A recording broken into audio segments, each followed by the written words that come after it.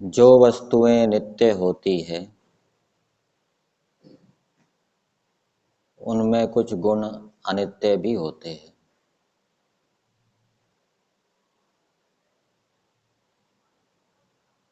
जैसे आत्मा नित्य है, आत्मा में जानने का सामर्थ्य नित्य है, जानने की शक्ति नित्य है। परंतु जो अलग अलग ज्ञान उस जानने की शक्ति से प्राप्त किया जाता है वो ज्ञान अनित्य है। तो उसको हम नैमित्तिक गुण भी कह सकते हैं। नित्य वस्तुओं में जो स्वाभाविक गुण होते हैं वो नित्य होते हैं, और नित्य वस्तुओं में जो नैमित्तिक गुण होते हैं वो अनित्य होते हैं। ऐसे ही ईश्वर के गुण कर्म स्वभाव ईश्वर के नित्य होने से नित्य है, परंतु ईश्वर का एक गुण अनित्य हमें दिखाई देता है, ज्ञान गुण। ईश्वर ने जिन जिन जीवों के कर्मों का हिसाब रखा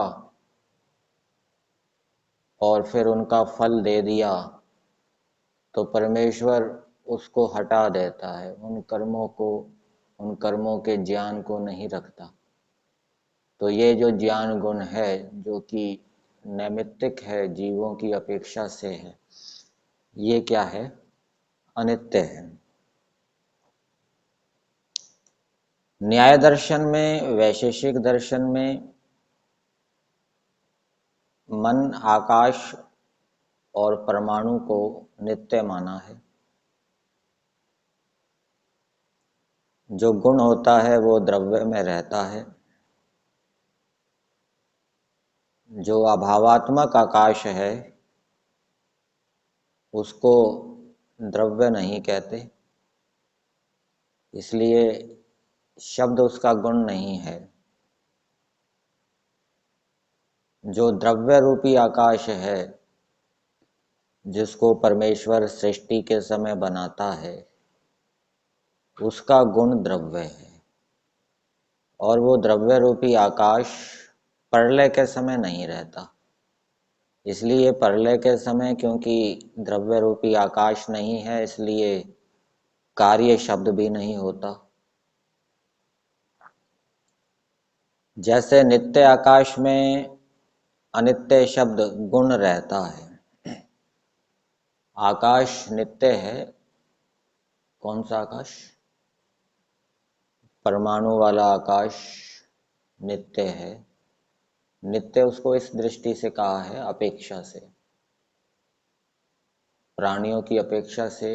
ये जो परमाणु वाला आकाश है बहुत लंबे समय तक, जितना सृष्टि का काल है उतने समय तक रहता है, इस दृष्टि से उसको नित्य कहा है। तो नित्य आकाश, इस नित्य आकाश में अनित्य शब्द गुण रहता है। शब्द तो उत्पन्न होता है, नष्ट हो जाता है। कौन सा शब्द? जो ये ध्वन्यात्मक शब्द है, वर्णात्मक ध्वन्यात्मक शब्द जो कि संयोग से उत्पन्न होता है। तो नित्य आकाश में अनित्य शब्द गुण रहता है। ऐसे ही नित्य आत्मा में अनित्य ज्ञान गुण रहता है।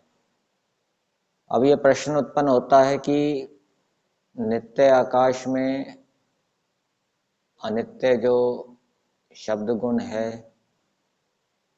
ये नैमित्तिक है या स्वाभाविक है?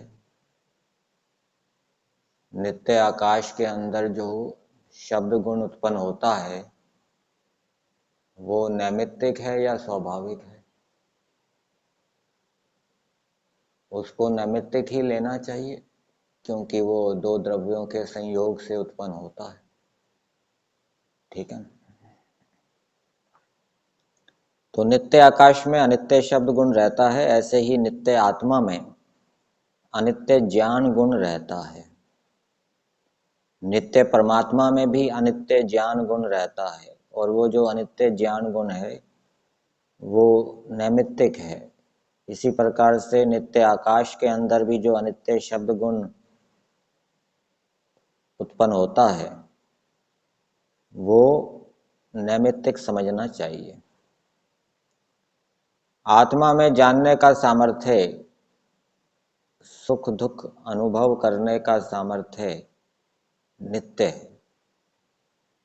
और इसमें एक बात ये भी जाननी चाहिए, जो अनित्य पदार्थ होते हैं उनके अंदर जो गुण होते हैं वो जब तक वो अनित्य पदार्थ रहता है तब तक वो गुण भी उसके अंदर रहते हैं। परंतु अनित्य पदार्थों के अंदर कुछ गुण ऐसे होते हैं जो अनित्य पदार्थ के विद्यमान होते होते भी नष्ट हो जाते हैं। तो उन अनित्य पदार्थों के अंदर जो गुण उनकी सत्ता के होने पर भी जो समाप्त हो जाते हैं उनको नैमित्तिक गुण समझना चाहिए।